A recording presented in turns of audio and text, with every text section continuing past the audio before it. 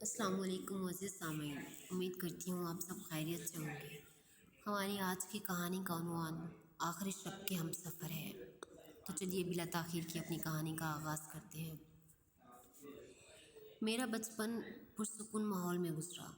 वालिद साहब माली लिहाज से मजबूत थे, सो रिश्तेदारों में हमारे घराने की इज्जत थी।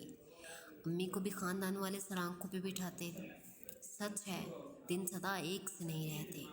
जो ही मैंने ग्रेजुएशन मुकम्मल की, हालात ने पलटा खाया। वालिद साहब अपनी ज़िंदगी की मोहलत पूरी कर चुके थे। वो वहाँ चले गए जहाँ से कभी कोई वापस नहीं लौटा।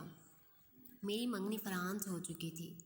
चचा जान से अब्बू ने वादा किया था, दुर्दाना तालीम मुकम्मल कर ले तो मैं उसे रुखसत कर दूंगा। जब मुझे रुखसत करने वाला ही रुखसत हो गया तो कौन दुआओं की छाँव में मेरी डोली रवाना करता। अम्मी ने हालात संभलने तक शादी की तारीख देने से माजरत कर ली। यूँ मेरी फरहान से शादी मुलतवी पड़ गई। हम दो बहनें थीं। ताबिंदा मुझसे 3 बरस छोटी थी। वो बहुत खूबसूरत थी, मगर बदकिस्मती से नाबीना थी।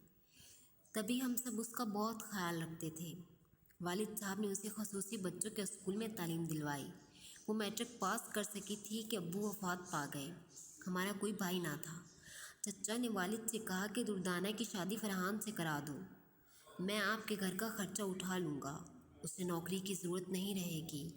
मैंने ये गवारा ना किया। वालदा से कहा, चचा जान से 2 साल की मोहलत मांग लें, मुझे अभी शादी नहीं करनी जब तक ताबिंदा के लिए कोई अच्छा रिश्ता नहीं मिल जाता। ताबिंदा नाबीना है। आजकल आंखों वालों आजकल आंखों वाली लड़कियों के अच्छे रिश्ते नहीं मिलते, तो जो दीद से महरूम है उसे बयाने कौन आएगा। तुम ऐसी बात ना करो कि रिश्ता टूट जाए। फरहान मुझे बहुत चाहता है। मैं भी अपने बचपन के मंगेतर को पसंद करती थी।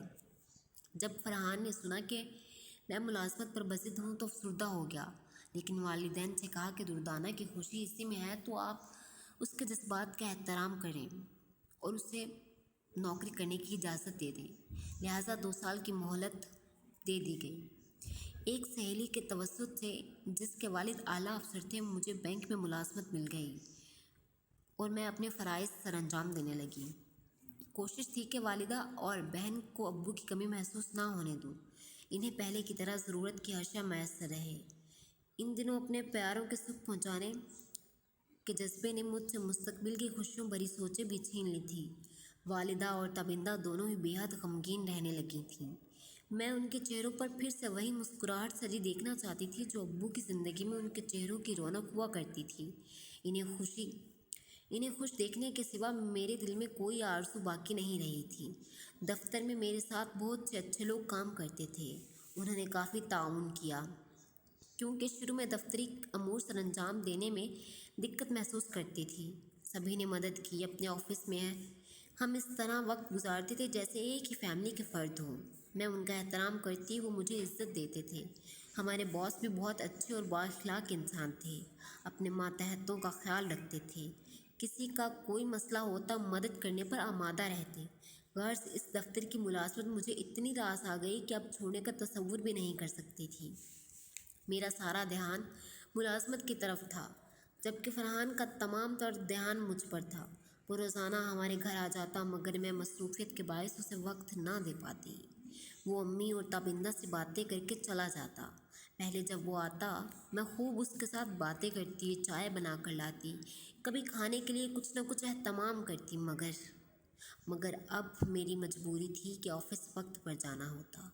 जब लौटती थकी हुई होती, उसके साथ रस्मी सलाम दुआ करके अपने कमरे में जाकर लेट जाती। वो मेरी मजबूरी समझता था, लिहाजा बुरा ना मानता। वो गालिबन मुझे एक नज़र देखे बगैर न रह सकता था। तभी मेरे वक्त ना देने के बावजूद उसने हमारे घर आना तर्क ना किया। नमीना होने के सबब सभी ताबिंदा को नज़रअंदाज करते थे, मगर फरहान ऐसा नहीं था। उसे इसी वजह से मुझे उस पर फ़ख्र था कि मेरा होने वाला शरीके ज़िंदगी आला इक़दार का हामिल है। वो मेरी दीद से महरूम बहन की तवज्जो देता है, जिससे वो खुश रहने लगी थी। उसे अपनी छोटी बहन समझता था कि अपने वालिदैन की इकलौती औलाद था। घर में इसके साथ कोई गपशप करने वाला ना था। इधर मेरी जॉब कर लेने के बाद ताबिंदा तन्हाई महसूस करती। ऐसे में फरहान का उसके साथ गपशप कर लेना किसी नेमत से कम नहीं था। अम्मी ताबिंदा को खुश देखकर खुश रहने लगी, क्योंकि अब्बू ही एक ऐसे फर्द थे जो ताबिंदा को अंधेरी दुनिया से निकाल लेते थे। उसके साथ बातें करते और दुनिया भर की मालूमात उसे दिया करते थे। फरहान ने उनकी कमी को पूरा कर दिया। उसे हंसाने में उसे रोतों को हंसाने में मलका हासिल था। तबिंदा रोज़ शाम को उसका इंतज़ार करती। इन दिनों फरहान को मुलाजमत ना मिली थी। उसके पास वक्त ही वक्त था, ताहम वो जॉब के लिए कोशिश कर रहा था।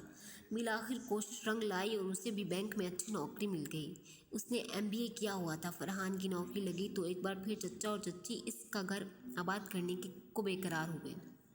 अम्मी से कहा कि दुर्दाना से कहें कि अगर मुलाजमत जारी रखनी है तो हमें कोई एतराज़ नहीं, लेकिन अब मज़ीद इंतज़ार ना करवाए और शादी की तारीख रखिए।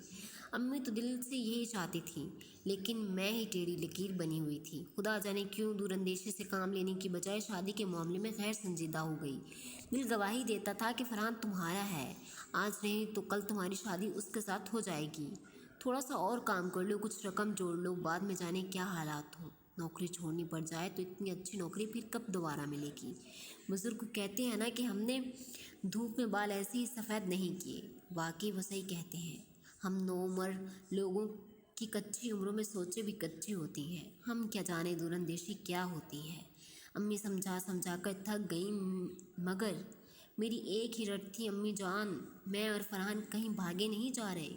2 साल की मुद्दत पूरी होने दे, मेरी तरक्की हो जाएगी, फिर कर लेंगे शादी। बेचारी अम्मी, इधर मेरी दलीलों से पसपा हो जाती, उधर चचा और चच्ची इन पर चढ़ाई करते। आखिर कब तक मुंह में घुंघियाँ डाले बैठी रहोगी। हम जल्द अपने बेटे की शादी करना चाहते हैं और आप हैं कि टाल मटोल से काम लेती हैं। अम्मी मुझसे जब भी बात करना चाहती मैं कह देती, माँ क्या इतनी अच्छी नौकरी छोड़ दूँ। आप देख लेना, बहू बनाते ही सबसे पहले चचा और चच्ची मेरी नौकरी छुड़ाएंगे। माँ मेरा मुंह तकने लगती। दुर्दाना, सब्र की भी एक हद होती है। मैं कब तक टाल मटोल से काम लेती रहूँगी। अच्छा, अब फरहान आएगा तो मैं खुद उससे बात कर लूँगी।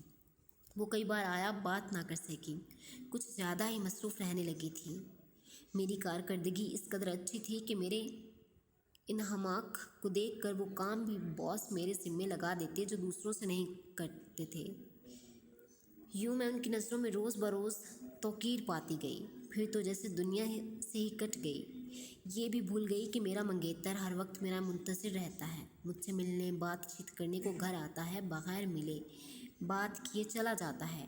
ताबिंदा उसे तवज्जो ना देती तो शायद मायूस होकर हमारे घर आना ही बंद कर देता। लेकिन वो क्यों ना देती तवज्जो, क्योंकि वो बेचारी तो खुद किसी की तवज्जो की मुंतज़िर, किसी से बात करने को तरसती थी।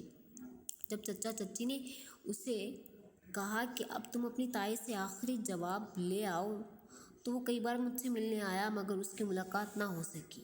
आखिरकार मेरी लापरवाही का कुछ नतीजा निकलना ही तो था।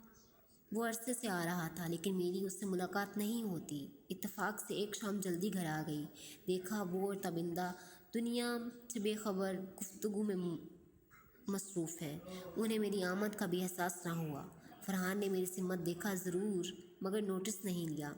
मुझे लगा जैसे उसे अब मेरी ज़रूरत नहीं रही। ताहम मैंने उसे अपना वहम समझा और अपने कमरे में चली गई।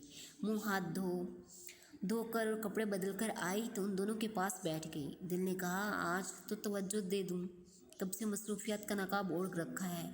किसी को नज़रअंदाज करने की भी एक हद होती है। मैंने फरहान से बातें शुरू कर दी। वो खुश हो गया, खुशदिली से बातचीत करने लगा, किसी किस्म का कोई गिला ना किया। मैंने कहा, बहुत दिन हो गए हैं कहीं बाहर सैर को निकले हुए। दफ्तरी मसरूफियत से थक गई हूँ, जी चाहता है कहीं बाहर घूमने फिरने को जाएं। ताबिंदा चहक उठी। हाँ बाजी, क्यों नहीं, आपने तो मेरे दिल की बात कह दी। जब से अब्बू गए हैं मैंने तो घर से बाहर कदम भी नहीं निकाला, न कि मुझे कहीं सैर को लेकर गया है। जी चाहता है किसी अच्छी जगह जाएं। क्यों फरहान? मैंने उम्मीद भरी निगाहों से उसकी तरफ देखा। ज़हे नसीब, उसने खुशी से कहा। कहाँ जाना है? दरिया की सैर करने को चलेंगे। वाह, कैसा हसीन नज़ारा होता है। जी चाहता है लहरों को देखते उम्र बीत जाए। ہم دونوں تصور میں دریا کے کنارے پہنچ گئے تھے اور یہ خیال نہ رہا کہ تبندہ اس نظارے کا تصور بھی نہیں کر سکتی جس کے بارے میں ہم باتیں کر رہے ہیں، کیونکہ وہ پیدائشی اندھی تھی۔ تبھی ایک دم مجھے بجلی کا جھٹکا لگا۔ میں نے اپنی بہن کے چہرے کی طرف نگاہ دوڑائی۔ اس کے رخسار پہ آنسو موتیوں کی لڑیوں کی مانند بہہ رہے تھے۔ ہم نے فوراً بات کو پلٹ دیا کہ ہم تابندوں کو وہاں لے جائیں گے جہاں ابو اسے سیر کرانے لے جاتے تھے۔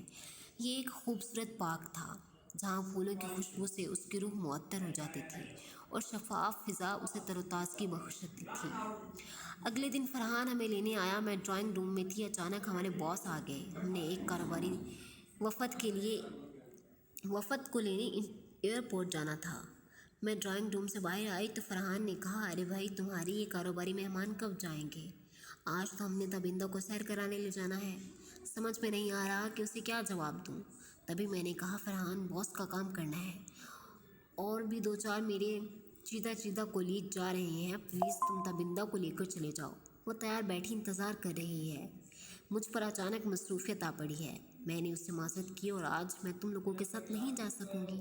تبندہ کو مایوس مت کرنا، وہ بہت دنوں سے کہیں گھومنے پھرنے نہیں گئی، اگلی بار انشاءاللہ ضرور چلوں گی۔ فرحان مجبور سا ہو کر بولا، کیا خبر وہ تمہارے بغیر چلنے پر راضی نہ ہو؟ ایسا ہی ہوا، جب تبندہ کو معلوم ہوا کہ میں نہیں جا رہی تو اس نے بھی جانے سے انکار کر دیا۔ تب میں نے اسے قسم دی اور منا لیا کہ وہ ضرور جائے، ورنہ فرحان ناراض ہو جائے گا تو پھر کبھی ہمارے ساتھ سیر کا پروگرام نہیں بنائے گا۔ اس کی کوئی بہن نہیں ہے، وہ تمہیں اپنی بہن سمجھتا ہے۔ بالآخر میرے سمجھانے پر وہ اس کے ہمراہ جانے پر راضی ہو گئی۔ یہ لوگ شام 4 بجے نکلے اور 10 بجے رات کو لوٹے۔ میں تو دونوں پر اعتبار کیا اور دل میں کوئی بدگمانی نہیں تھی، مگر بھلا ہو وقت کا، جب چاہے ہم سے بدلہ لے لے۔ اس روز پہلی بار فرحان اور تبندہ کو یہ احساس ہوا وہ دونوں ایک دوسرے کے لیے بنے ہیں۔ فرحان کو بھی یہ احساس ہوا کہ اسے مجھ سے نہیں بلکہ تبندہ سے شادی کرنی چاہیے، کیونکہ مجھے فرحان کی پرواہ نہیں تھی، جبکہ اسے ایک ساتھی کی بےحد ضرورت تھی جو اس سے دلی لگاؤ رکھتا ہو۔ ایک اندھی بیوی کے ساتھ جیون بتانا اپنی زندگی کی قربانی دینے کے مترادف ہوتا ہے۔ نابینا عورت ماں بن جائے تو اس کے بچوں کو پالنے کے لیے بھی شوہر کو بھرپور ساتھ دینا پڑتا ہے۔ یہ سب کچھ فرحان نے بھی سوچا ہوگا، لیکن میں اس کی سوچوں سے قطعی لا علم تھی۔ وہ کئی دن تک ہمارے گھر نہ آیا، شاید کہ اس کے لیے یہ مشکل فیصلہ تھا۔ حیران تھی کہ جو روز آتا تھا اسے کیا ہوا۔ خیریت ہو، امی سے کہوں گی چچے کے گھر جا کر پتہ کریں۔ میں تو یہ سوچ کر آفس چلی گئی اور وہ صبح کے وقت ہمارے گھر آ گیا۔ ابھی راستے میں تھی کہ یاد آیا میرا موبائل فون تو گھر پر رہ گیا ہے۔ فون لینے واپس پلٹی، جو ہی کمرے میں داخل ہوئی تو میرے اوسان خطا ہو گئے۔ وہ تبندہ سے کہہ رہا تھا، تبندہ، میں تم سے محبت کرتا ہوں۔ دردانہ میرے لیے موضوع نہیں ہے، اس کی توجہ کسی اور طرف ہے۔ میں تم سے شادی کرنا چاہتا ہوں۔ تھوڑی دیر کے لیے تو مجھے اپنے کانوں پہ یقین نہ آیا۔ یا اللہ، فرحان یہ میرے بارے میں کیا کہہ رہا ہے؟ ایسا تو سوچ بھی نہیں سکتی۔ سمجھ میں نہ آیا کہ کیا کہوں۔ یہ بات کسی سے کہہ بھی نہیں سکتی تھی، کیونکہ یہ بات میری معذور نابینا بہن سے متعلق تھی۔ الٹے قدم آفس چلی گئی۔ اس روز کام نہ کر سکی۔ باس نے کہا، دردانہ، اگر آپ کی طبیعت ٹھیک نہیں ہے تو گھر چلی جائیے۔ گھر آ کر رات بھر سوچتی رہی۔ کوتاہی تو میری طرف سے ہوئی تھی، اس میں فرحان کا کوئی قصور نہ تھا۔ میں نے ہی اسے 2 سال تک نظر انداز کیے رکھا۔ وہ تو میرے لیے روز آیا کرتا تھا۔ بالآخر ایک نابینا لڑکی کی بے بسی اس کے دل پر اثر کر گئی، جو میری بہن اور اس کی کزن تھی۔ وہ معصوم تھی، اس نے کبھی یہ نہیں سوچا تھا کہ اس کی منزل فرحان ہوگا اور فرحان عمر بھر کے لیے اس کا سہارا بننا چاہتا تھا۔ ایسا تھا تو آخر اس میں کیا برا تھا؟ بلکہ بہت اچھا فیصلہ تھا اس کا۔ میں فرحان سے محبت کرتی تھی، مگر زیادہ محبت مجھے اپنی بہن سے تھی، اور محبت قربانی مانگتی ہے۔ اگر میری نابینا بہن کی خوشیاں مل رہی ہیں، مجھے راہ کی دیوار بن جانے کی بجائے آگے سے ہٹ جانا چاہیے، خواہ دل کو کتنی ہی تکلیف کیوں نہ ہو۔ مجھے ہرگز اس کے راستے کا کانٹا نہیں بننا چاہیے۔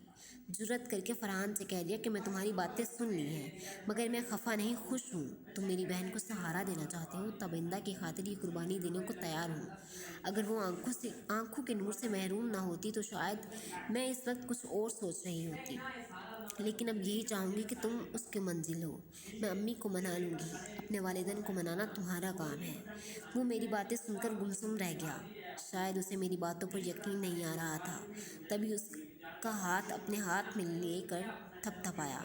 فرحان، مجھے بھی تم سے شادی نہیں کرنی تھی، محض بچپن کی منگنی کے بندھن سے مجبور تھی، ورنہ میں اپنے باس سے شادی کی خواہاں ہوں، کیونکہ وہ مجھے آفر کر چکے ہیں۔ ایسا میں نے جھوٹ کہا تھا، محض فرحان کو اس کیفیت سے نکالنے کی خاطر۔ تبھی میں نے دیکھا کہ اس کے چہرے پر اطمینان کی لہر دوڑ گئی، وہ پرسکون ہو گیا۔ میں نے خود اس سے شادی سے انکار کر کے اس مشکل کو آسان کر دیا تھا۔ یوں تابندہ کی زندگی میں خوشیوں کے ساتھ تابندگی آ گئی۔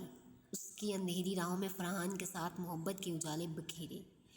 وہ دونوں خوش و خرم زندگی بسر کرنے لگے، اور میں نے نوکری کو اپنے گلے کا ہار بنا لیا، تاکہ والدہ بڑھاپے میں کسی کے آگے ہاتھ نہ پھیلائیں اور نہ کسی کو محتاج ہو۔ تابندہ کی بھی بہت مدد کی، اللہ نے اسے اولاد دی۔ اس کے دونوں بچوں کی پرورش میں میں نے ہی اس کا ساتھ دیا، یہاں تک کہ باشعور ہو گئے، اپنی ماں کی لاٹھی اور آنکھوں کی روشنی بن گئے۔ وہ پرسکون خوشیوں بھری زندگی گزار رہی تھی، مگر میں خالی دامن ہوں، بے سکون جیون گزارنے کے باوجود خوش ہوں، کیونکہ مجھے اس کے بچے آنٹی کی بجائے امی بلاتے ہیں تو میرے دل کو ٹھنڈک ملتی ہے، جبکہ وہ تابندہ کو اماں کہہ کے پکارتے ہیں۔ مجھے فرحان سے بھی کوئی شکوہ نہیں، بلکہ میں اس کے احسان مند ہوں جس نے میری اندھی بہن کا انتخاب کیا، ورنہ وہ پہاڑ سے زندگی تنہا کیسے گزارتی۔ امید کرتی ہوں آپ کو میری آج کی کہانی اچھی لگی ہو تو میرے چینل کو ضرور سبسکرائب کیجیے گا۔ اپنا خیال رکھیے گا۔ اللہ حافظ۔